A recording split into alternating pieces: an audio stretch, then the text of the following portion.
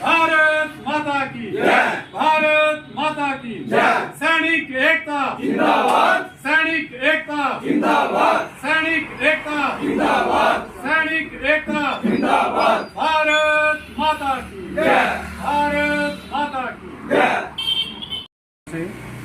President जेके ex-serviceman welfare association district हुआ। देखिए, जैसे आप सभी जानते ही हैं कि हम हर महीने जो मीटिंग करते हैं 10 तारीख को और 20 तारीख को। मीटिंग का उद्देश्य यही होता है कि हम जितने भी हमारे एक्स-सर्विसमैन हैं, वीर नारी से हैं, चाहे बाहर विडोज हैं, उनके रिलेटेड जो भी कोई वेलफेयर का होता है ना, कोई उनको प्रॉब्लम होती है तो हम अपनी पूरी कोशिश करते हैं कि उसको किसी न किसी तरीके से हल किया जाए। लेकिन मैं एक बात कहूँगा कि बड़ा हमें दुख होता है और बड़ा अफसोस से भी कहना पड़ता है कि OROP 3 अभी ड्यू हो गई है 1 जुलाई से। लेकिन मैं आपके माध्यम से ये सरकार को कहना चाहता हूँ कि OROP 2 में जो भी विसंगतियाँ थी उसके ऊपर सरकार ने कोई गौर नहीं किया। उसके अलावा जिनको वो ड्यू भी थी उनको भी अभी तक नहीं मिली। मैं खुद हूँ, ये हमारे नायक साहू सिंह बैठे हुए हैं, या हमारे इस एसोसिएशन में वो हैं अपने थोड़ू सिंह जी हैं, बहुत से लोग हैं, मतलब हमारे पास जिनकी रिपोर्टें आती हैं। और उससे भी ज़्यादा दुख की बात यह है कि जिनकी 80 साल से ऊपर एज हो जाती है उनको 20% एडिशनल क्वांटम ऑफ पेंशन मिलता है। वो लोग 3-3 साल से इंतजार में। सरकार का हमें कुछ समझ नहीं आ रही है कि किस प्रकार की नीतियां हैं। ये तो कहते हैं कि डिजिटलाइजेशन हो गया है, डिजिटल सिस्टम है, ऑनलाइन कीजिए हर चीज़। लेकिन मैं देख रहा हूँ कि दूसरी साइड हम लोग इतने सभी परेशान हैं कि जिसकी कोई हद नहीं है। दूसरा मैं ये कहना चाहता हूँ आपके माध्यम से कि हमारी स्टेट पिछले 35 साल से मिलिटेंसी से जूझ रही है।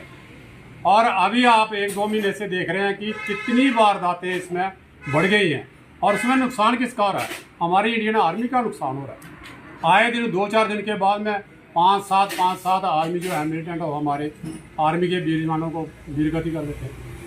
तो मैं सरकार से ये कहना चाहता हूँ कि जो लोकल आपने टेरिटोरियल आर्मी जहाँ पे बनाई हुई थी, सभी जगह जितने भी हमारे हिली एरिया थे वहाँ पे डिप्लॉयमेंट थी उनकी, BDC थी हमारी, जो विलेज लेवल की जो कमेटियाँ थी, उनके पास वेपन्स हैं लेकिन उनके पास अम्युनिशन नहीं है और उनकी प्रॉपर डिप्लॉयमेंट भी नहीं है। जिस लेवल पे जिस क्वांटम में वो पहले थी वो ही नहीं है। जब आप सिक्योरिटी बढ़ाओगे नहीं, जो थी पहले उसको कम कर दोगे, तो फिर ये ऐसी वारदातें तो होती रहेंगी। तो मैं ज़्यादा ना कहते हुए सरकार से यही अपील करता हूँ कि आप ये जो टेक्नोलॉजी है इसको एक साइड रखिए, लेकिन जो परमानेंट आर्मी है जहाँ जहाँ भी जिसकी ड्यूटी बनती है वहाँ पे डिप्लॉयमेंट करनी चाहिए, ताकि आम लोग, आम जन सभी अपने आप को सुरक्षित समझ सके। इसी के साथ मैं आपका बहुत बहुत धन्यवाद करता हूँ। जय हिंद। मैं कैप्टन अवतार सिंह बरवाल का रहने वाला हूँ। मेरे 2-3 पॉइंट हैं। सबसे पहले मिलिटेंसी के बारे में। मिलिटेंसी अभी हमारा कठुआ बिल्कुल सेफ था, अभी इतनी ख़राब हालत है। हमारा गांव बरवाल इस डिस्ट्रिक्ट से सबसे बड़ा गांव है, इसके साथ भी हमारे गांव काफ़ी लगते हैं। हमारे पास एक्स सर्विसमैन होते हुए काफ़ी लोग ऐसे हैं हमारे पास वेपन ही नहीं है। हम कैसे अपनी ग्राम की सिक्योरिटी को कायम रखें? हम लाइसेंस जो है, हमें DC साहब से यही रिक्वेस्ट करते हैं कि हमारे जितने भी एक्स सर्विसमैन हैं उनको जल्दी से जल्दी लाइसेंस इशू की जाए, ताकि वो उनको जो भी हथियार मिले अपने गांव की फर्ज कर सकें। तो एक काफ़ी दिन से पहले भी हमने एक्स सर्विसमैन यहाँ कमेटी की तरफ से हमने रिक्वेस्ट किया था, मगर अभी तक इसका कोई एक्शन नहीं है। मगर अभी ये टाइम आ गया है, हमें इसकी बहुत ज़रूरत है और ये वेपन इशू होने चाहिए। दूसरा, गांव में रात को 8-10 बजे के बाद आप बाहर में नहीं जा सकते हैं, जिन्हें मिलिटेंट से फ्री हो करके जा सकते हैं। तो वहाँ हम चाहते हैं कि BDC का जो है ऑर्गेनाइज किया जाए, ताकि हम अपने फौजी आदमी हैं, हम उनसे साथ हेल्प भी करेंगे, उनके साथ पूरा मेल मिलाप करके कार्रवाई करेंगे। तो ये BDC का भी ये ऑर्गेनाइज करना चाहिए। नंबर 3, कुछ आदमी ऐसे हैं गाँव में रह रहे हैं, 10-10 15-15 साल हो गए रहते हुए, वो उन्होंने अपने डॉक्यूमेंट भी तैयार करके लिए कर रही हैं, और जैसे और होनी आकर के बस गए आकर के अपने डॉक्यूमेंट करके बैठ गए। उनको कोई पूछे तो कुछ गांव के लोग ऐसे हैं जो मिली भगत हैं उनकी, वो बोलते हैं कि इनके डॉक्यूमेंट पूरे हैं, उसकी उन लोगों की इंक्वायरी होनी चाहिए, क्योंकि उनकी वजह से गाँव में कोई हादसा हो सकता है।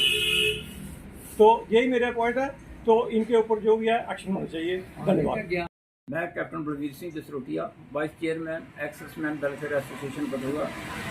आज हमारी 1 मंथली मीटिंग है और इस मीटिंग का मेन मकसद यही होता है कि हम अपने एक्स-सर्विसमैन को या हमारी वीर नारी या विडो हैं उनके पक्ष में क्या क्या चीज़ें हैं, क्या गवर्नमेंट दे रही है, क्या कर रही है, इसी के बारे में हम जो 15 दिन का डिफरेंस होता है इसी के बीच में बताते हैं सर। और आज जो मीटिंग का वेलफेयर का जो चीज़ें हैं, सारी चीज़ें जो कई बोलते हैं कि जो 1 रैंक 1 पेंशन पार्ट 3 रिलीज हो गया, टेबल आ गए हैं, बहुत से टेबल घूम रहे हैं।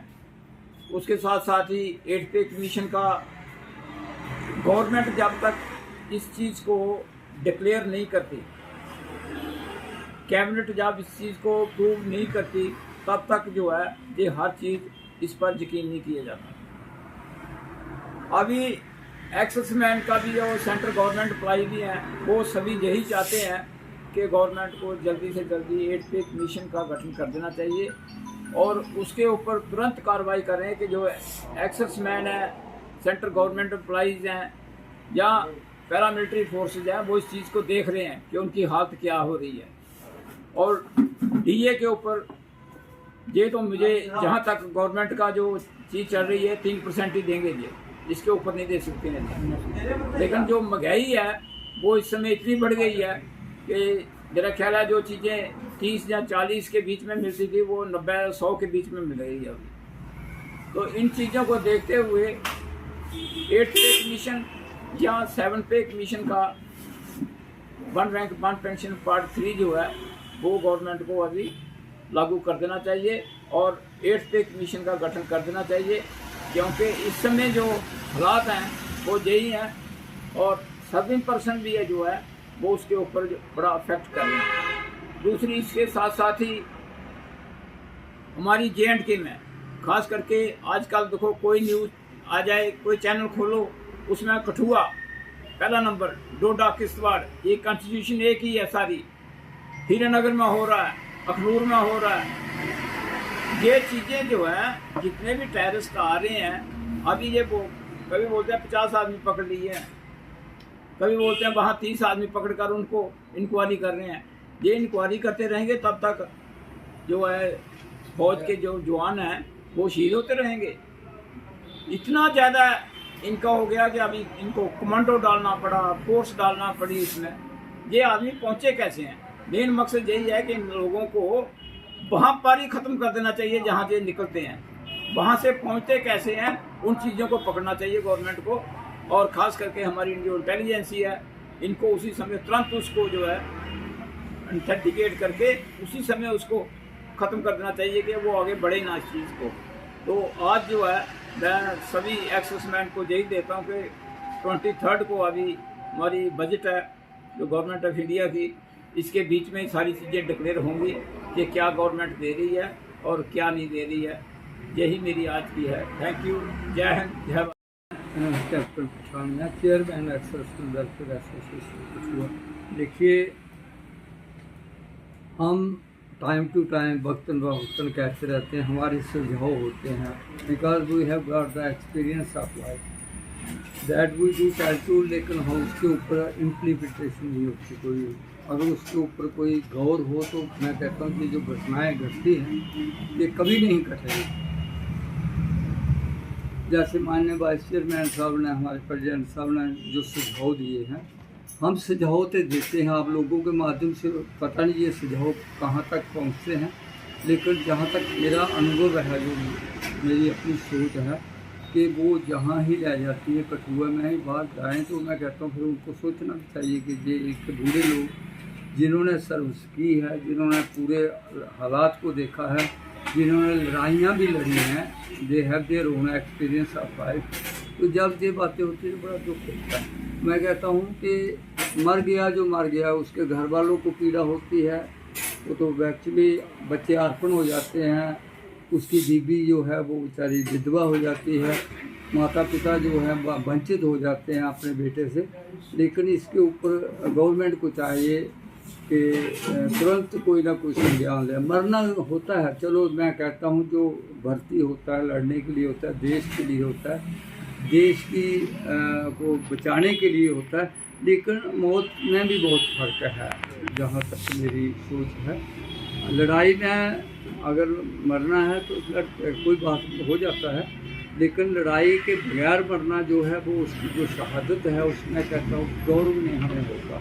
हम चाहते हैं कि हमारे जो सैनिक हैं उनको फिर जहाँ तक कंपनसेशन का सवाल आता है तो एक मूली जो एक आदमी मैं कहता हूँ एक ग्राउंड में बल्ला मार देता है उसको करोड़ों रुपया दिया जाता है।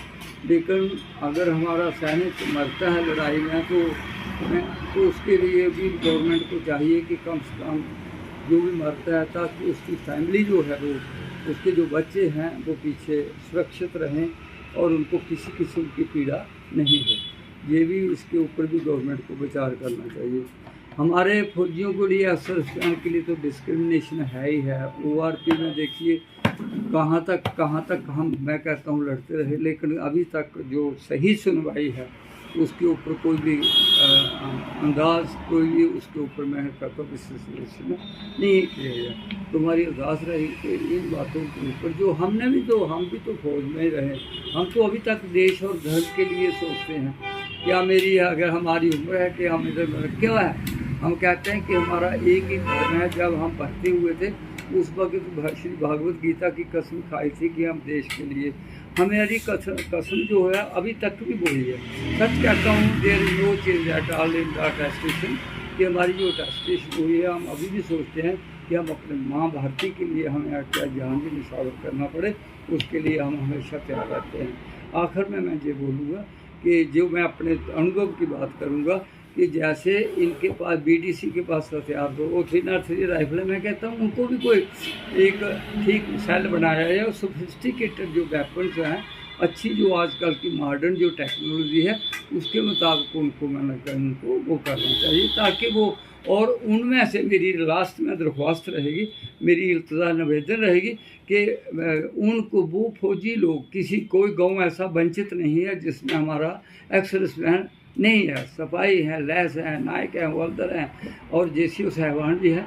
तो मैं कहता हूँ उनकी सलाह के साथ उनकी एक वो ऐसे गठित किए जाएँ कि जिनका अपना एक तजर्बा है ज़िंदगी का, क्योंकि तजर्बा इज़ द फर्स्ट मतलब सब कुछ। यही मेरी दरख्वास्त है, यही मेरी इल्तजा है, यही मेरी जय हिंद जय भारत।